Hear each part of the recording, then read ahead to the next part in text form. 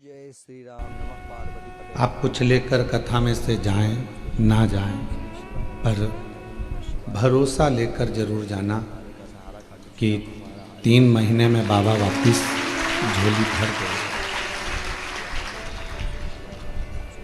और जिसके भीतर विश्वास होता है, भरोसा होता है, दृढ़ता होती है, फिर वो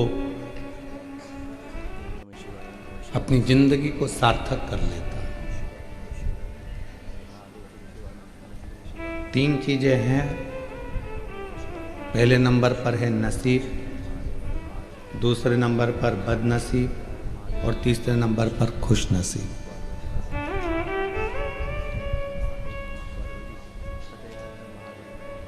परमात्मा ने जो देकर भेजा आपको,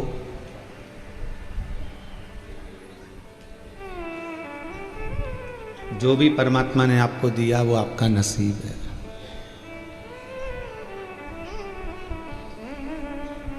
और परमात्मा ने जो दिया उसके बाद भी आप अगर संतुष्ट नहीं हो तो वो आपका बदनसीबी है,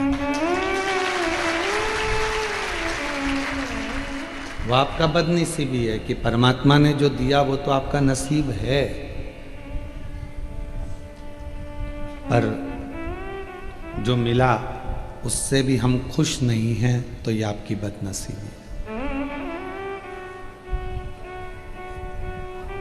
जो मिला उसमें संतुष्टि है तो समझ लो आप खुश नसीब हो, परमात्मा ने आपको बहुत दिया। आज दुनिया के लोगों की सबसे बड़ी तकलीफ एक है कि जितना है उसमें संतुष्टि नहीं।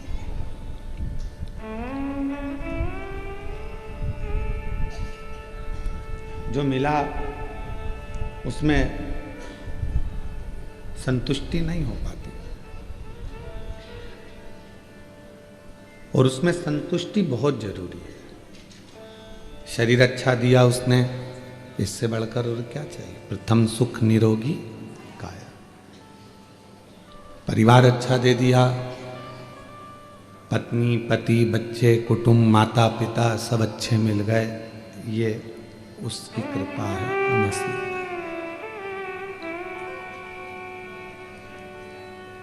मान लो 7 दिन में से अगर 1 दिन भी आप कथा के पंडाल तक पहुंच गए तो ये आपकी खुशनसीबी है।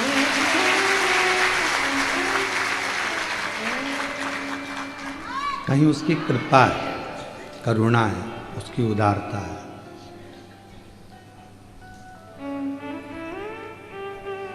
कभी रोज आपको कथा में कहा कि कभी अपनी किस्मत का रोना मत रो। मैं इतनी परेशान, मैं इतनी दुखी, मैं इतनी तकलीफ में, मैं इतनी कष्ट में, मुझे ये तकलीफ है, मुझे वो तकलीफ है। बाबा के पास जाओ, 1 लोटा जल चढ़ाओ और अपने आप को खुश नसीब समझो कि जो दिया परमात्मा ने वो कम नहीं।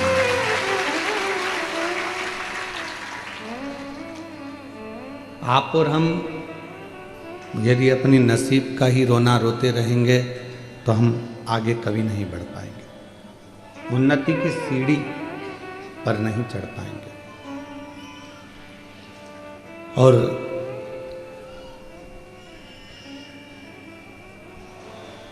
भगवान को तो रोज धन्यवाद दिया करो जाकर कि तेरी उदारता, तेरी करुणा, तेरी कृपा इतनी है कि तूने हमको संभाल रखा।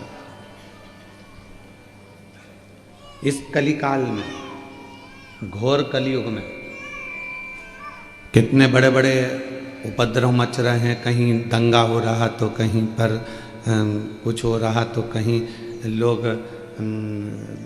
पर्वत धस रहे हैं, कहीं पानी भरा रहा है, कहीं बाढ़ आ रही है, कहीं बिजली गिर रही है, कहीं कुछ हो रहा है और लोग तकलीफ भोग रहे हैं। शिव की बड़ी कृपा है। और हमने पहले भी कथा में कहा था कि महाराष्ट्र वालों पर तो शंकर भगवान की बहुत ही ज्यादा कृपा है। पूरी दुनिया के सबसे ज्यादा ज्योतिर्लिंग अगर कहीं पर हैं तो वो महाराष्ट्र की पवित्र भूमि है। कभी कभी तो हमको जलन होती तुमसे कि इतने सारे ज्योतिर्लिंग और महाराष्ट्र में, पवित्र भूमि है महाराष्ट्र की, और ये कोई पिछले जन्म के अच्छे कर्म मुझे बाबा तेरा साथ मिला, कोई पिछले जन्म के अच्छे कर्म मुझे बाबा तेरा साथ मिला, जहाँ सारी दुनिया झुकती है मुझे वो आली दरबार मिला, दरबार मिला, कोई पिछले जन्म के अच्छे कर्म मुझे बाबा तेरा साथ मिला, कोई पिछले जन्म के अच्छे कर्म मुझे बाबा तेरा साथ मिला, कोई पूर्व का अच्छा क्रम होगा, कोई पूर्व का कोई हमने पुण्य करा होगा, भजन करा होगा, संकीर्तन करा होगा, और हमसे ज़्यादा आप लोगों ने करा होगा, इसलिए महाराष्ट्र की पवित्र भूमि पर आपका जन्म हो गया। यहाँ इसीलिए शायद इसी महाराष्ट्र की पवित्र भूमि पर जन्मी माँ अहिल्याबाई होलकर, जिन्होंने संपूर्ण विश्व के शिवालयों का निर्माण करवा दिया।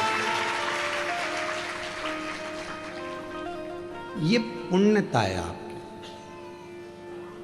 कहा जाता है कि भगवान शंकर को यदि एक लोटा जल चढ़ा रहे हो, शिव जी के मंदिर जा रहे हो, शंकर मंदिर में सफाई कर रहे हो, आराधना कर रहे हो, साधना कर रहे हो, तो उसका पुण्य खाली नहीं जाता। शिव जी के मंदिर का यदि निर्माण कराया है, तुमने उसका मंदिर बनवाया है, 4 कालम अगर आपने शंकर के मंदिर के खड़े भी कर कर उस पर छत डाल दी है, तो समझ लेना कि आपको ना जाने कितनी मंजिल ऊपर चढ़ा देगा, वो कितना वैभव दे देगा, वो आप समझ लें।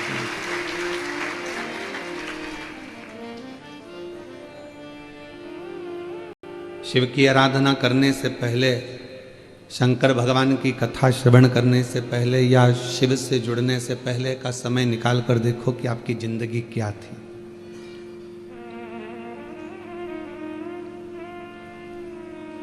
और आज शिव को मानने के बाद, भगवान शंकर का पूजन करने के बाद, शिव की आराधना करने के बाद आपकी जिंदगी क्या है। रावण को जब सोने की लंका दे सकता है, सर्वस्व सुख राजा श्वेत को दे सकता है, दुनिया की हर दौलत संपदा वो अपने पास में ना रखकर दुनिया को दे सकता है, तो फिर आप तो एक लोटा जल लेकर उसके मंदिर जा रहे हो, साधना करने जा रहे हो, तो वो क्या आपको नहीं देगा।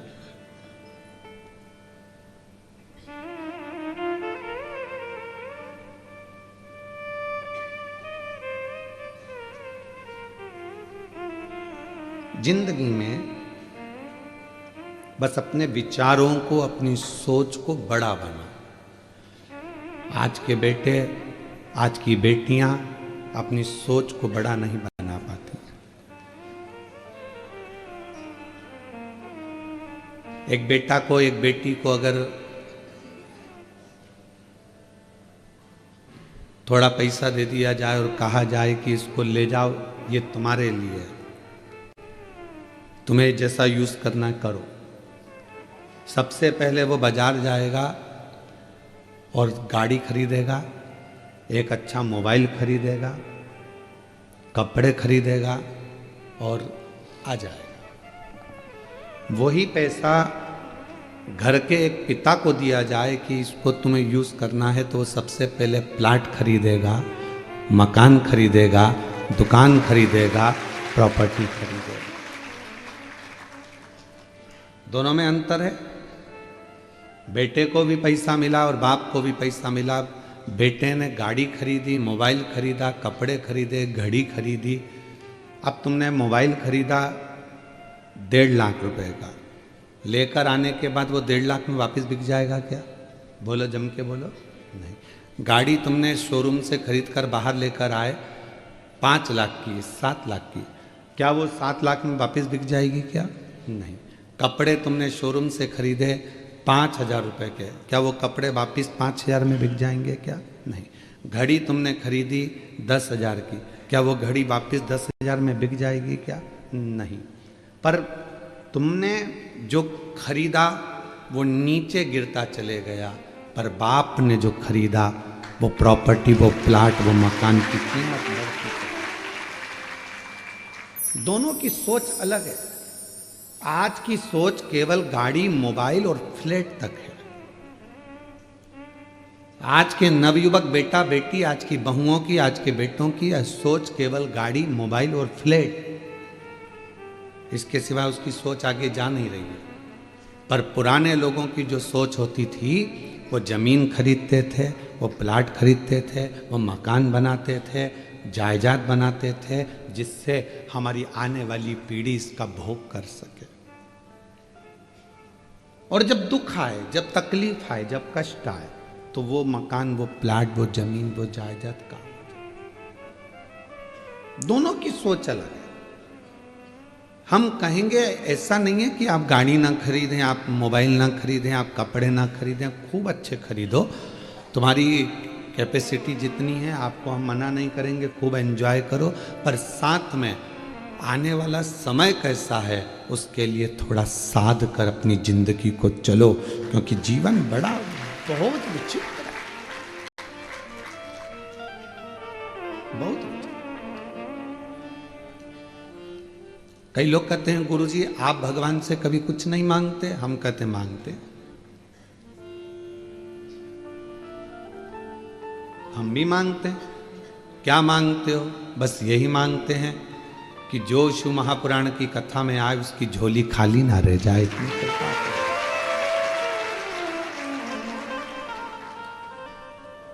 एक नारी की गोद और एक पुरुष की जेब कभी खाली नहीं रहना चाहिए, बस इतनी उससे प्रार्थना रहती।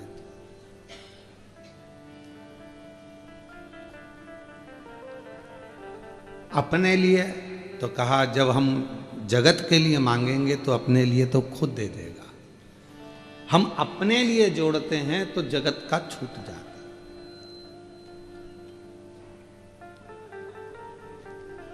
एक कथा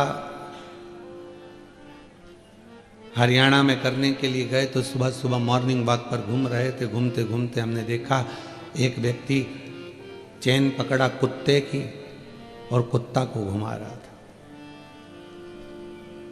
उसने कहा महाराज जी हर हर महादेव। हमने कहा श्री शिवाय नमस्ते।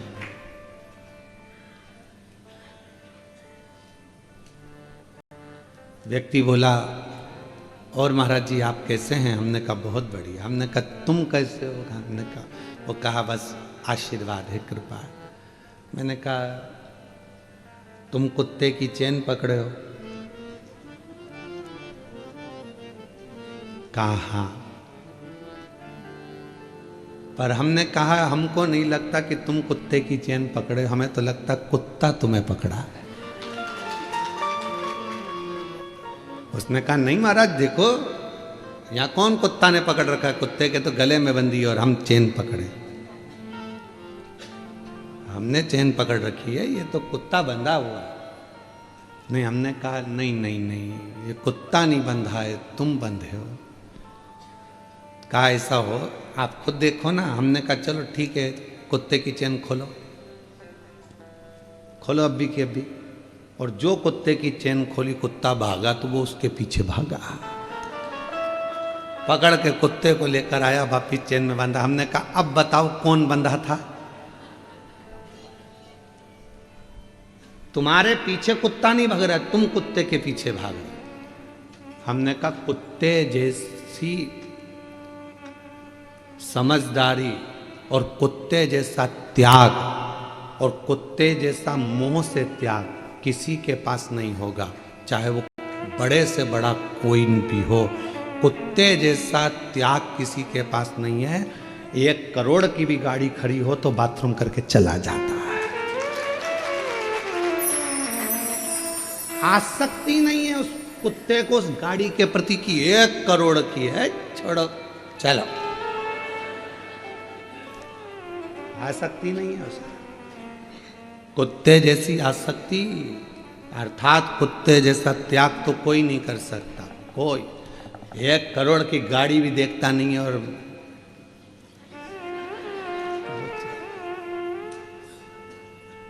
उसको मोह होता तो 1 करोड़ की गाड़ी पर सुसु करता, उसको मोह होता तो बंगला करोड़ों का उसके सामने छीछी करता। उसको ये सब चीजें त्याग दी उसने। इसीलिए शायद कुत्ता कोई भी मांगने वाला आता है तो उसके पीछे भौंकता है। क्यों? कुत्ता मांगने वाले के पीछे इसलिए भौंकता है कि मांगने वाले को समझाता है कि तू संसार से मांग रहा है, मांगना है तो उस परमात्मा से मांग ले, इसलिए भोग। मांगने वाला मांगता है, कुत्ता उसके पीछे पड़ जाता, भोग भोग भोग भोग, आखिरी में उसको भगना पड़ता है। समझा कितना? हम ये नहीं कहेंगे कि तुम गाड़ी ना खरीदिए, हम ये नहीं कहेंगे कि आप मोबाइल ना खरीदिए, हम ये भी नहीं कहेंगे कि कपड़ा नहीं खरीदिए। खूब खरीदो, अलमारी में जितनी जगह है तुम तो उतने खरीदो, कोई दिक्कत। पर अपने लिए, स्वयं के लिए बाद का भी सोच कर चलो थोड़ा सा। जब नोटबंदी हुई, नोट बंद हुए, जितना पैसा तो पुरुषों के पास नहीं निकला, उतनी घर की बुजुर्ग माताओं के पास निकला। चावल के डब्बे में, आटे के डब्बे में, दाल के डब्बे में, हर जगह से वो पैसा निकला। पति को भी आश्चर्य हुआ, क्यों तेरे पास इतना रखा था? पत्नी कहती है ये मेरे लिए नहीं था, जब कभी दुख की घड़ी आए तो ये पैसा सामने आकर खड़ा हो जाए और तुम्हारी तकलीफें मिट जाए। एक स्त्री कब अपने लिए मांगती है? व्रत भी कर रही है तो पति के लिए कर रही है, उपवास कर रही है तो बच्चों के लिए कर रही है, अपने लिए कुछ नहीं। रोटी बना रही है, बनाने को तो 2 रोटी बनाकर अपने कमरे में ले जाके अकेली खा लेती, वो तो अकेली तो भूखी भी रह सकती है, जरा सा मुरमुरा खाएगी, भेल खाएगी, पेट भरा जाएगा। पर रोटी बना रही है, तकलीफ है, सिर दुख रहा है, शरीर में तकलीफ है, फिर भी वो रसोई घर में खड़ी होकर भोजन बना रही है कि मेरा पति, मेरे माता पिता, सास ससुर, मेरे बच्चे भूखे ना रह जाएं, उसके लिए कर रही है।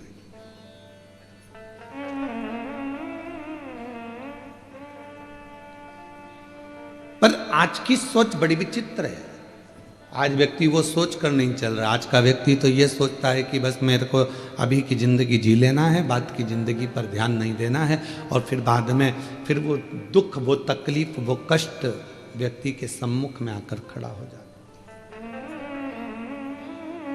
जियो, खूब जियो, सुखमय जीवन जियो, आनंदमय जियो, पर दूसरे के वैभव को देखकर अपने भीतर ईर्ष्या ना जागे, दूसरे के सुख को देखकर अपने भीतर ईर्ष्या प्रकट ना हो। किसी शिव मंदिर जाने वाला व्यक्ति का अगर मुख का दर्शन करो तो भगवान से प्रार्थना करना कि ऐसी कृपा मुझ पर भी करना कि मैं तेरे दरवाजे पर रोज आकर 1 लोटा जल चढ़ा सकूं। ये तेरी कृपा है। और आता है, अभिमान किसको नहीं आता? संसार सागर में जन्म लिया है तो थोड़ी अभिमतता, थोड़ा अहम व्यक्ति की जिंदगी में जरूर आए, इससे कोई नहीं छूटा। देवऋषि नारद स्वयं अभिमत्ता में फूल गए थे, वो तो संत थे, तो भी भगवान के सामने जाकर कह दिया कि मैंने कामदेव को जीत लिया, आपने कामदेव को नहीं जीता। नारद जी को कौन समझाए कि 1 उंगली हम जब किसी पर उठाते हैं तो ये 3 उंगली हमारी ओर जाती है कि तुम अपने अंदर झांक कर देखो। उस पर 1 उंगली उठी है, पर ये 3 उंगली तो अपनी ओर ही जा रही है ना। उसमें 1 गलती है, पर हम में तो 3 गलतियां हैं ना। इसलिए देवऋषि नारद ये समझ नहीं पा रहे थे कि मैं अभिमत्ता मेरे भीतर समाहित हो गई, मेरे भीतर अहंकार समाहित हो गया।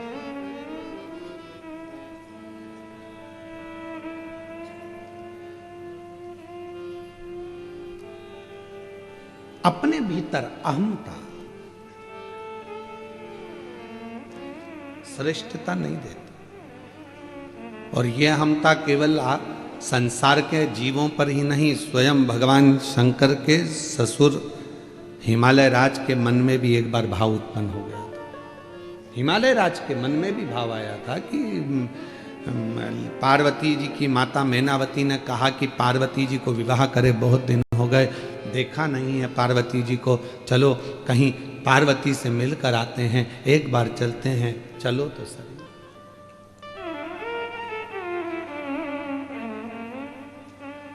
चलो मां पार्वती से मिलकर आते।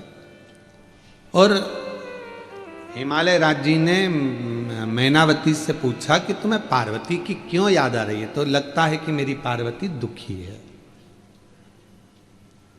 लगता है मेरी पार्वती को कोई तकलीफ है, मैनावती ने। तो हिमालय राज जी के मन में आया, हो सकता है कि दुख हो, क्योंकि अपना तो इतना वैभव था, हिमालय राज जी कहते हैं, पर मैनावती पार्वती जिन शिव जी के साथ बिहाई है वो तो कैलाश पर रहते हैं, उनके घर में तो कुछ होगा भी। मेरी जीजियों, मेरे जीजाओं, मेरी बेटियों बेटाओं, मेरी बुजुर्ग माता पिता, ध्यान रखना,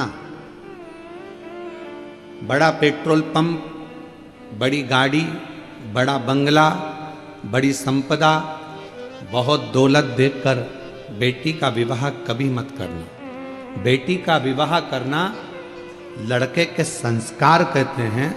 वो अपनी पत्नी का आदर करेगा कि नहीं करेगा, सम्मान करेगा कि नहीं करेगा, ये देखकर बेटी का विवाह करेगा। अगर बेटी का पति अच्छा है तो वो पेट्रोल पंप, गाड़ी बंगला का तो ढेर लगा लेगा, और मालूम पड़े गाड़ी बंगला देखकर बेटी को ब्याह दिया, दोस्तों से फुर्सत नहीं मिल रही है, रात को 2-2 बजे आ रहा है, मदिरा का पान कर कर आ गया, बेटी उस पेट्रोल पंप को क्या खाएगी? बेटी उस जमीन जायदाद बंगले को क्या खाएगी जब पति का ही सुख नहीं? क्या करे उसका? उस बेटी का विवाह करने से पहले यह देखा जाए कि वो बेटी उस घर में सुखी रहेगी कि नहीं रहेगी।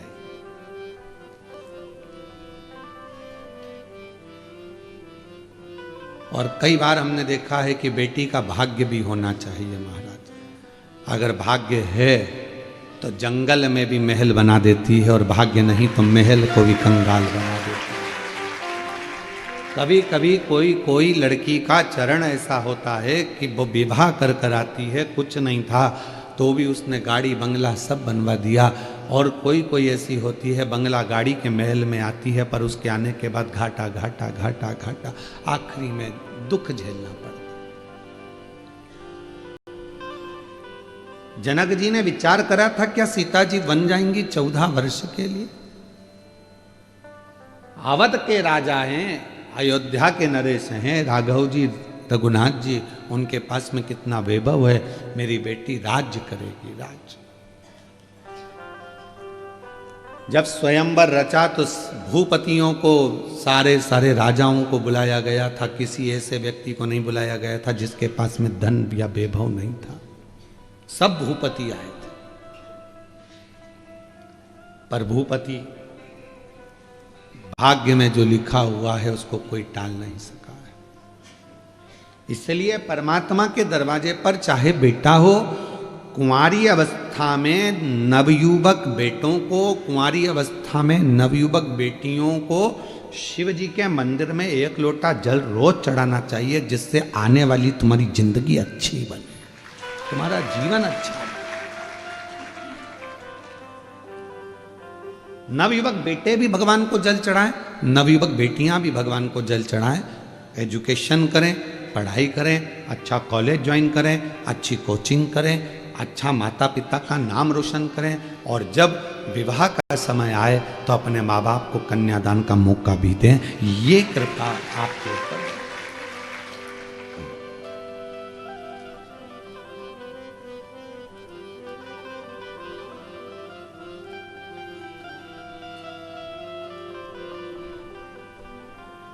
महाराज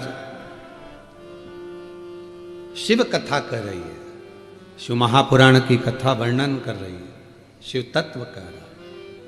हिमालय राज्य के मन में यह भाव उत्पन्न हुआ कि मेरी बेटी हो सकता है तकलीफ में, कष्ट में। हिमालय राज्य के मन में आया कि मेरे पास में इतना वैभव है, मेरे पास में इतनी दौलत है, इतना धन है, मैं हिमालय राज हूं, और वो शंकर भगवान कैलाश पर रहते हैं, शिव है।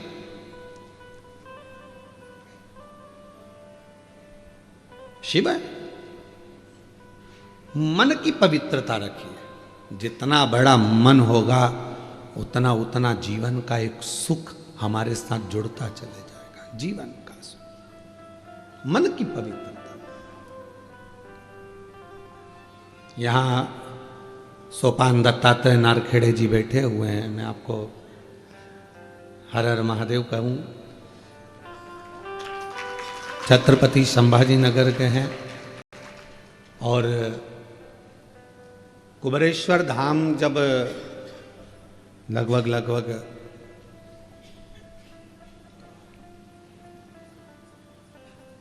18, 19, 20 साल पहले का प्रसंग होगा।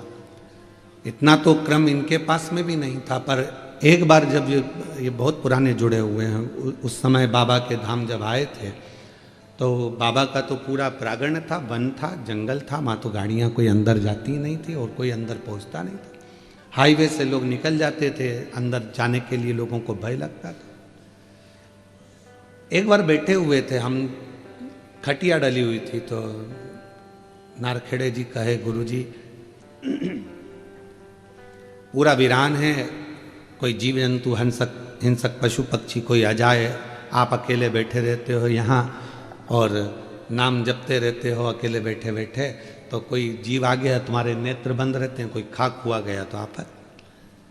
तो हम इनसे बोले नारखेड़े जी से कि अच्छा है, शिव के हैं, शिव में समाहित। तो कहा नहीं नहीं नहीं, इसके चारों तरफ हम बाउंड्री बनवा देते हैं। उस समय इतना वैभव तो था नहीं इनके पास भी इतना, फिर भी बाबा की कृपा थी। सबसे पहली बाउंड्री ये तुम्हारे महाराष्ट्र के ही सोपान दत्तात्रेय नारखेड़े जी। मैं साधुवाद देता हूं आपको, नारखेड़े जी बहुत बहुत साधु। ये शिव तत्व है। धन कम हो पर मन बड़ा होना चाहिए, और जब मन बड़ा होता है तो जीवन अपने आप सुखप्रद हो जाता है। जीवन सुखप्रद होगा। और जीवन का सबसे बड़ा सुख है आपके मन की बड़प्पन। बंगला बड़ा हो ना हो पर दिल बड़ा रखना, और जब दिल बड़ा होगा तो दुनिया के सारे दुख मिटते चले जाएंगे, कष्ट मिटते चले, तकलीफें मिटती चली। आप अपने मन को बड़ा रखिए, मन को बड़ा। और जब ये मन पूर्ण तरह से एक आनंद के साथ बड़ा होगा तो वो फिर क्या देगा ये उसके ऊपर निर्भर करता। मैं इस गार्डन के मालिक को भी, इस गार्डन की मालकिन को भी, इस गार्डन के इस होटल का क्या नाम है, होटल का आदित्य लॉज के मालिक को मैं धन्यवाद दूंगा। लोग एक दिन के लिए कोई अपना कमरा नहीं देते, तुमने 7 दिन के लिए पूरा गार्डन फ्री दे दिया। ये पूरी होटल गार्डन मैं आमंत्रित करूंगा, आओ आप पधारो एक बार मेरी तरफ से। पूरा गार्डन होटल इन्होंने 7 दिन के लिए निःशुल्क दे दी। केवल मालूम पड़ा कि शिव पुराण की कथा हो रही है, 1 रुपया ना लेते हो। कहा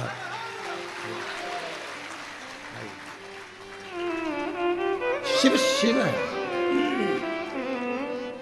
शंकर इसको कहते हैं मन का बड़प्पन होना चाहिए, मन का बड़ा होना चाहिए, धन से नहीं दिल से। जब बड़प्पन होती है मन का, व्यक्ति जब बड़ा होता है तो जीवन की सार्थकता अपने आप सिद्ध हो।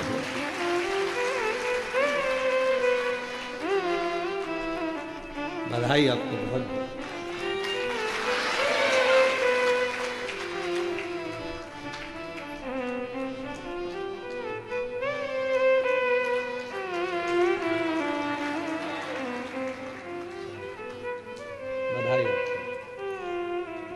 आज इतने शिव भक्तों के चरण इस गार्डन में पड़े, इतने शिव भक्तों ने कथा का रसतत्व ग्रहण किया, कितनी बड़ी कृपा है। मैं नारखेड़े जी आपको भी बुलाऊं, एक माला दो।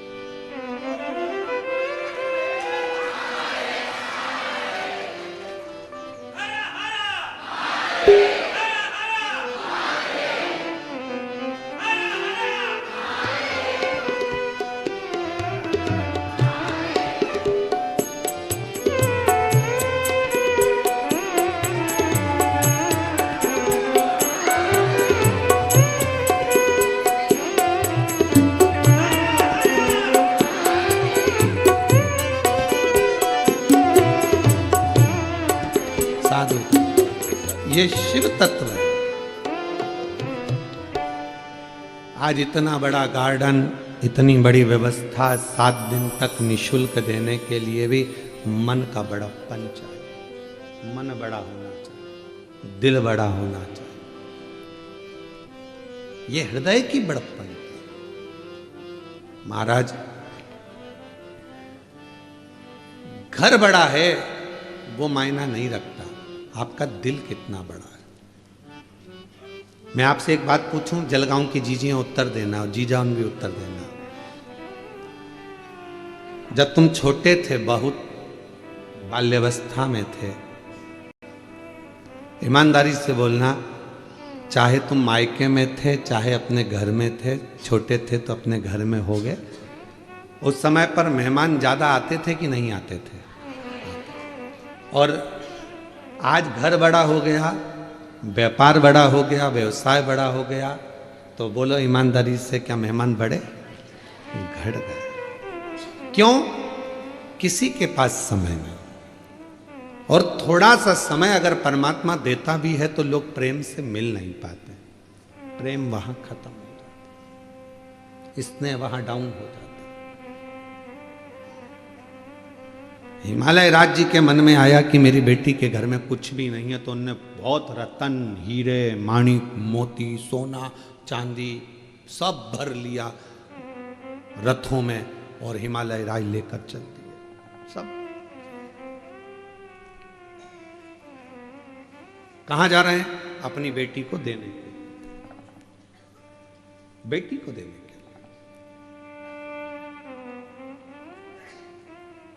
चलते चलते काशी प्रदेश में पहुंच गए और काशी प्रदेश में पहुंचे तो वहाँ उन्होंने देखा कि इतना, ये कौन सा प्रदेश है, ये कौन सा जगह है, इतना इतना वैभव, जहाँ खंबे भी रत्नों से जड़े हुए हैं, माणिक, मोती, प्रकाश, हीरा, रतन सब भरा पड़ा हुआ है। ये कौन सा क्षेत्र, कौन सा?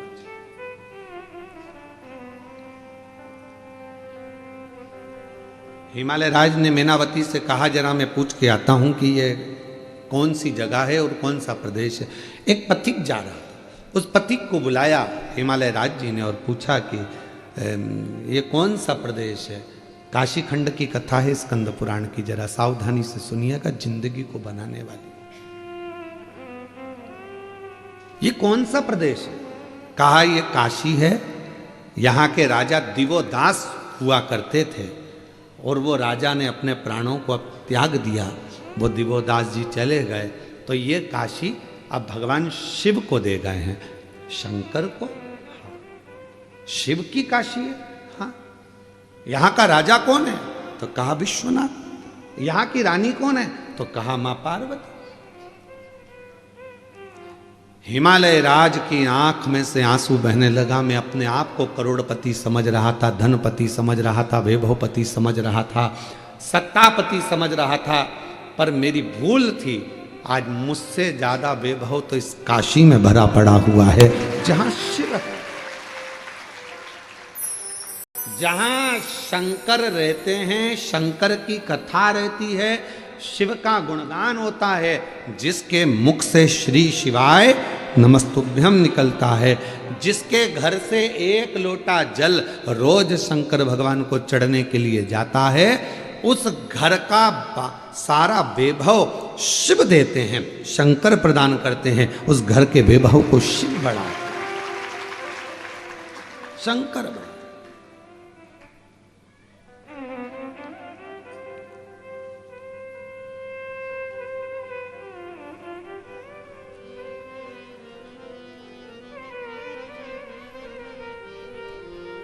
घर का वैभव कौन बढ़ा रहा है? शिव।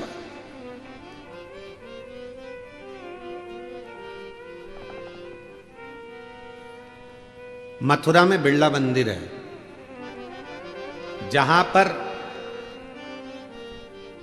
बिरला ग्रुप का कोई कार्य है, वहां पर बिरला मंदिर जरूर बना और मंदिर का काम नित्य चलता रहता है। आपने देखा होगा, कहीं ना कहीं तो गए ही हो गया आप लोग, बिरला मंदिर का दर्शन किया। सब जगह, गया में भी है, हर जगह पर बनाया हुआ है। किसी ने पूछा कि ये आप फैक्ट्रियां खोलते हो, फैक्ट्रियां लगाते हो, नौकरियां देते हो, वैभव लोगों को दान पुण्य सब करते हो, तो ये मंदिर का निर्माण क्यों करते हो? तो कहा किसी ने बिरला जी से, तो बिरला जी कहने लगे, जब मैं उसके लिए कुछ बनाता हूं तो वो भी मेरे लिए बहुत सारा वैभव बनाने की तैयारी कर रहे हैं। हम छोटा सा मंदिर का निर्माण करते हैं, हम छोटे से मंदिर को बनाते हैं। कई लोग कहते हैं अपनी भाषा में, जब लोग बंगला बनाते हैं तो बंगला बनाते से कह देते हैं, गुरुजी हमने इस बंगले में, मकान में भगवान का मंदिर बनाया है, देखो जरा कैसा है। गुरुजी मंदिर देखो कैसा लगा आपको? हमने इतने बड़े बंगले में भगवान का मंदिर बनाया है। अब गुस्सा तो बहुत आता है हमको कि बताओ क्या कह रही है कि हमने इतने बड़े बंगले में भगवान का मंदिर बनाया है। कहना क्या चाहिए कि भगवान के मंदिर में अपना छोटा सा कमरा बनाया है। बोलना बोलना क्या चाहिए कि ये बंगला मेरा नहीं है, ये गाड़ी मेरी नहीं है। फिर वही वाली बात आ गई, मेरा बंगला।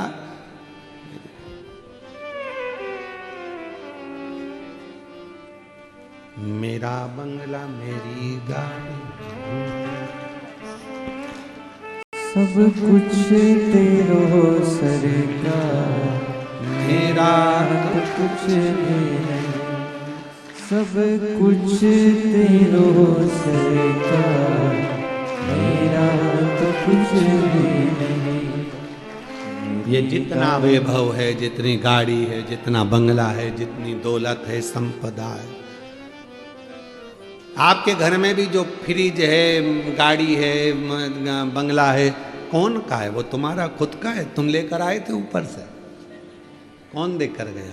दादाजी का है तो दादाजी के पास कहाँ से आया था? उनसे पूछो। तो कहे परदादा का, परदादाजी के पास कहाँ से आया था? तो कहे उनके पिताजी ने दिया। तो उनके पिताजी से पूछ किया, उनको किसने दिया था? बुलाए थे कहीं से? तेरा ही दिया मैंने खाया पिया, तेरा शुक्रिया, तेरा शुक्रिया। मुझे भोले बाबा ने बहुत दे दिया है, तेरा शुक्रिया, तेरा शुक्रिया। ये जायदाद दी है, औलाद दी है, मुसीबत में हर वक्त इमदाद दी है। तेरा ही दिया मैंने खाया पिया है, तेरा शुक्रिया, तेरा शुक्रिया। हमारा कुछ है ही नहीं। कितनी मेहनत कर रहे थे, कितना परिश्रम कर रहे थे, तब थोड़ा सा कमाते थे। वो तो जब से तुमने शंकर को पकड़ लिया, शंकर के लिए कुछ करा, तब से शंकर ने भी तुम्हारे लिए कुछ करना प्रारंभ कर दिया। अपना पूर्व का मत भूलो कि हम क्या थे, क्या हैं, और आज उसकी कृपा से हम कहाँ बैठे, क्या कर रहे, ये उसकी उदारता, उसकी करुणा। किसी की सामर्थ्यता नहीं है कि कोई भगवान शिव को कुछ दे सके। लंका का राजा रावण ने एक बार कह दिया था भगवान शंकर से, लंका के राजा रावण ने कहा भोलेनाथ आप मेरे साथ लंका चलिए। बाबा बैद्यनाथ की स्थापना इसी हुई। आप मेरे साथ में लंका चलिए। शिव जी ने कहा